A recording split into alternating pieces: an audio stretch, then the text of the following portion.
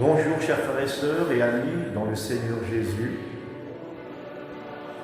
Je voudrais vous faire passer un message que le Seigneur a transmis dans mon cœur et puis je vais le partager avec vous. C'est au sujet de la part.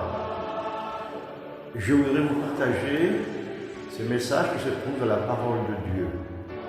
Dans le Nouveau Testament, dans les épîtres de l'apôtre Paul, 1 Corinthiens, au chapitre 5, on va lire ensemble dans le verset 7. Voilà ce qui est dit dans la parole de Dieu. Faites disparaître le vieux levain, afin que vous soyez une pâte nouvelle, puis que vous êtes sans levain, car Christ est notre pâte, a été immolé. Célébrons donc la fête non avec du vieux levain, non avec un levain de malice et de méchanceté, mais avec les pains sans levain, de la pureté et de la vérité. Amen. Vous célébrerez la fête de la Pâque en honneur de l'Éternel. Amen. Merci Seigneur. La louange, la gloire, la sagesse, l'action de grâce, l'honneur, la puissance et la force soit à notre Dieu au siècle des siècles. Amen. La Pâque symbolise le passage de la mort à la vie. Amen. Jésus dit, en vérité, je vous le dis, celui qui écoute ma parole et qui croit en celui qui m'a envoyé à la vie éternelle ne vient point en jugement, mais il est passé de la mort à la vie. Merci Seigneur. Une petite pensée. Le vieux levain représente l'orgueil. Texte biblique. Proverbes, chapitre 16, au verset 18. L'arrogance précède la ruine et l'orgueil précède la chute. La parole de Dieu dit dans le livre des Proverbes encore, dans le chapitre 28, au verset 25, il dit cela. L'orgueilleux existe des querelles, mais celui qui se confie en l'Éternel, il est rassasié. Merci Seigneur. Texte biblique, Proverbes chapitre 15, au verset 25.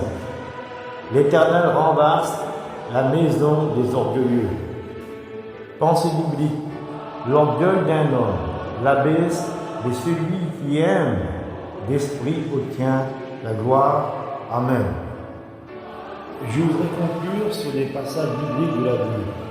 Merci Seigneur, roi Dieu. C'est un honneur d'appartenir à Jésus-Christ. Quelle beauté Seigneur. Nous voulons célébrer la Pâque.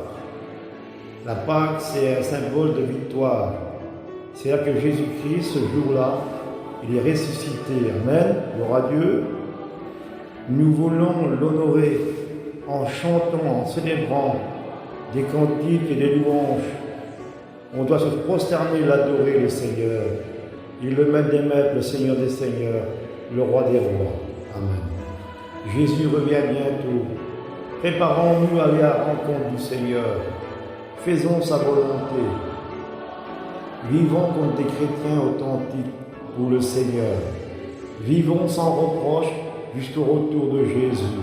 Et si nous avons des fois des manquements, des fardeaux, des soucis, des problèmes, il faut les déposer au pied de la croix du Seigneur. La Bible nous dit ceci, que toute amertume, toute animosité, toute colère, toute clameur, toute calomnie, toute espèce de méchanceté disparaissent du milieu de vous. Soyez bons les uns envers les autres, compatissants, vous pardonnant réciproquement comme Dieu vous a pardonné en Christ. Amen.